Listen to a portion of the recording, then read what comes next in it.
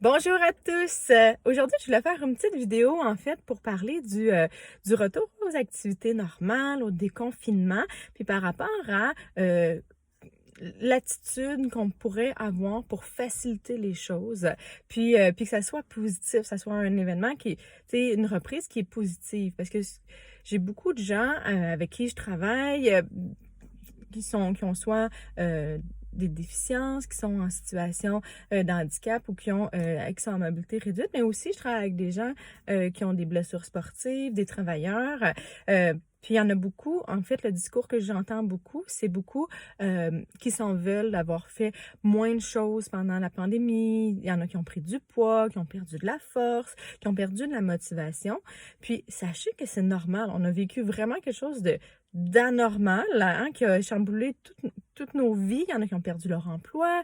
Il y avait beaucoup de stress, d'incertitude. Ça a chamboulé nos horaires, nos routines. Puis on savait pas quand est-ce que ça allait reprendre. Puis encore et encore un peu d'incertitude. Il y a de la crainte. Donc, il y a eu beaucoup de choses négatives autour de ça.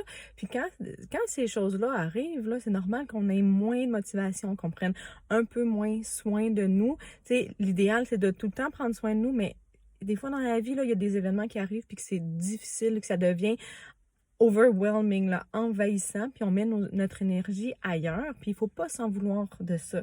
Puis les gens qui, là, en ce moment, disent, OK, non, je veux sortir de ce cercle-là un peu négatif, et je veux me reprendre en main. Wow, super! Mais il faut focuser maintenant sur le positif, et dire, OK, comment j'ai envie d'être, et non comment vous étiez. Si on le laisse de côté, puis on repart sur des bonnes bases, puis on repart sur comment vous voulez être. Puis pas nécessairement comment vous étiez avant la pandémie. Ça peut être une toute nouvelle situation, un tout nouveau vous.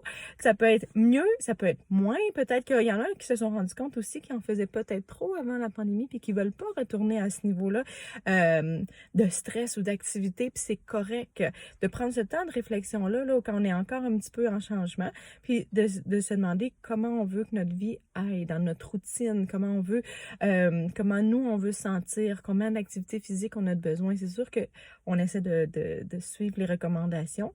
Hein, c'est ce qui est le mieux, bien sûr, mais comment vous pouvez l'intégrer dans votre vie, dans votre routine.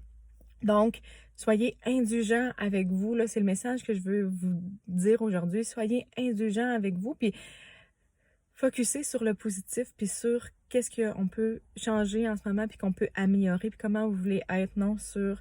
On laisse de côté cette période de notre histoire, de notre vie, qui est absolument inhabituelle, puis j'espère vraiment qu'on revivra jamais. Donc, puis peut-être qu'on va le revivre, mais on laisse ça de côté, c'était absolument pas normal. Puis, s'il y a des choses que vous n'avez pas appréciées, il faut en tirer des leçons, puis essayer de pas le refaire dans le futur.